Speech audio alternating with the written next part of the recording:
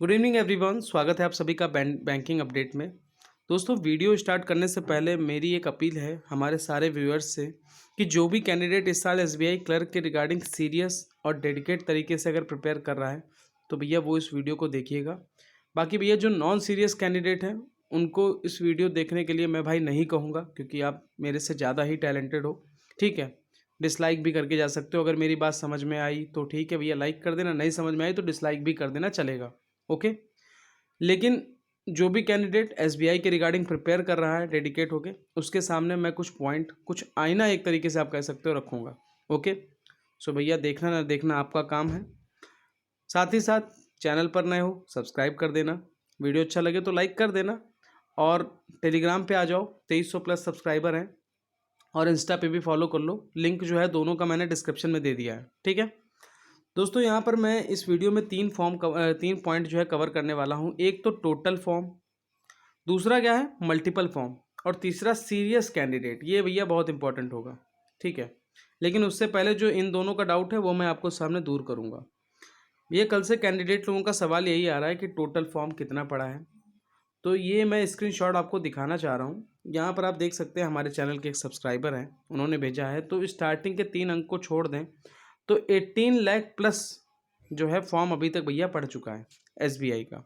ठीक है, 18 lakh plus form पड़ा है। काफ़ी सारे कैंडिडेट तो इसी चीज़ को लेकर डाउट में, 18 लाख सर कंपटीशन किस लेवल का होगा। अब तो एसबीआई में कंपटीशन बहुत होगा। तो 18 लाख फॉर्म तो बाद में पड़ा है, कंपटीशन तो एसबीआई के रिगार्डिंग पहले ही स्टार्ट हो गया था। ये बात अब आप जाने हो तो बात अलग है, समझ रहे हैं ना। तो मल्टीपल टोटल फॉर्म तो हमारा हो गया।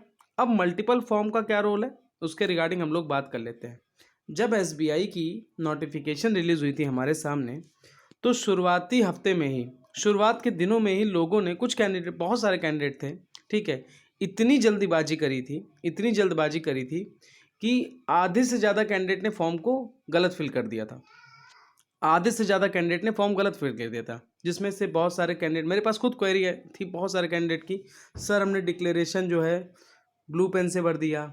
सर, हमने फ़ोटो में पीछे वाइट बैकग्राउंड वाला किया नहीं है, क्या मैं फिर से फॉर्म भर सकता हूँ। सर, मैंने साइन जो है ब्लू पेन से कर दिया। मतलब ऐसी कई सारी क्वेरीज थी।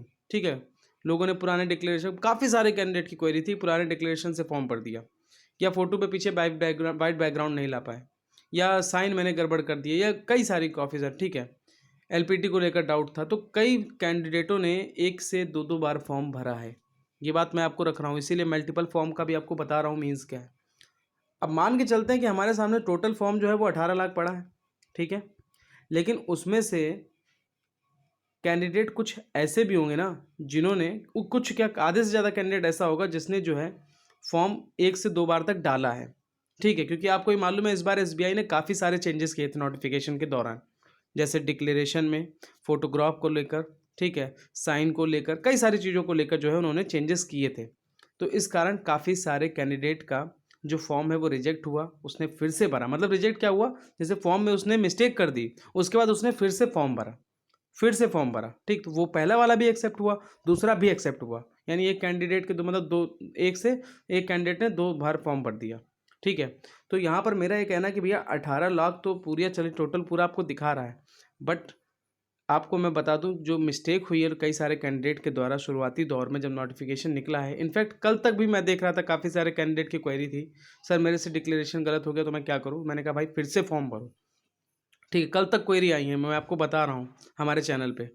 तो हम मान के यही चल सकते हैं कि जो हमारा एक्चुअल में जो फॉर्म पड़ा है, ठीक है, वो भैया आराम से 15 लाख के नियर अराउंड, 15 से 16 लाख के नियर अराउंड तक हम मान के ये चल सकते हैं।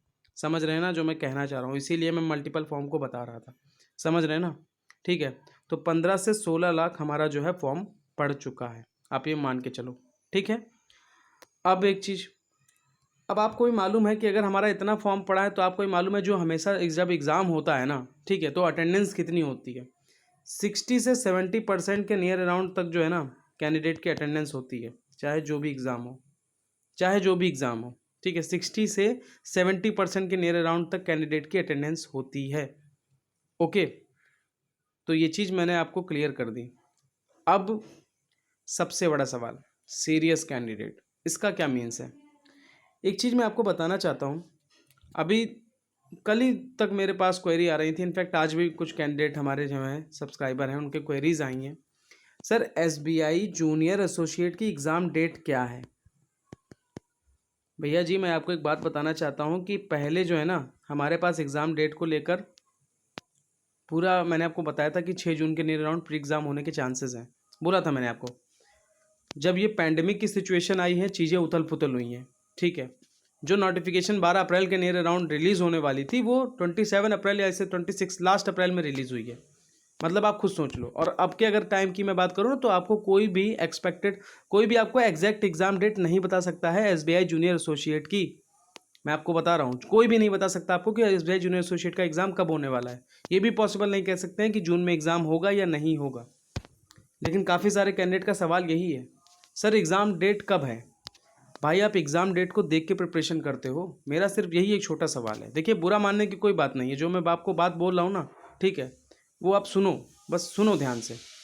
अगर आप एग्ज़ाम डेट को देखकर प्रिपेयर कर रहे हो तो फिर भाई बहुत अच्छे हो आप, रियलिटी बता रहा हूँ। एक सीरियस कैंडिडेट जो है ना वो उसको एग्ज़ाम डेट और नोटिफिकेशन से मतलब नहीं है। उसे मालूम है एग्ज़ाम होना है, और मैं इससे पहले भी कहते हुए आ रहा हूँ कि आपके सामने नोटिफिकेशन तो है ना।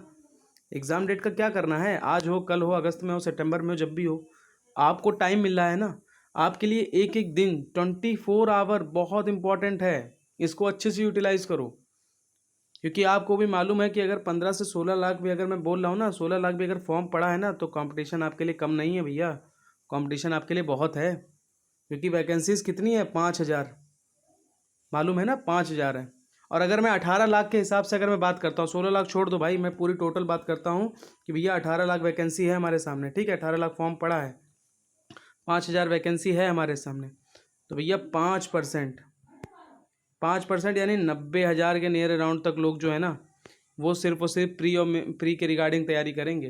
प्री के रिगार्डिंग जो सीरियस कैंडिडेट, मैं आपको बता रहा हूँ 18 लाख में 5% कैंडिडेट ऐसा होगा जो बिल्कुल सीरियस स्टूडेंट होगा, जो डेडिकेट होकर सीरियसली तरीके से इस टाइम पे भी लगा होगा अपनी चीज़ों को लेकर, अपने आप को डे बाई डे बेहतर कर रहा होगा। तो उस 5% में आपको नहीं आना है क्या?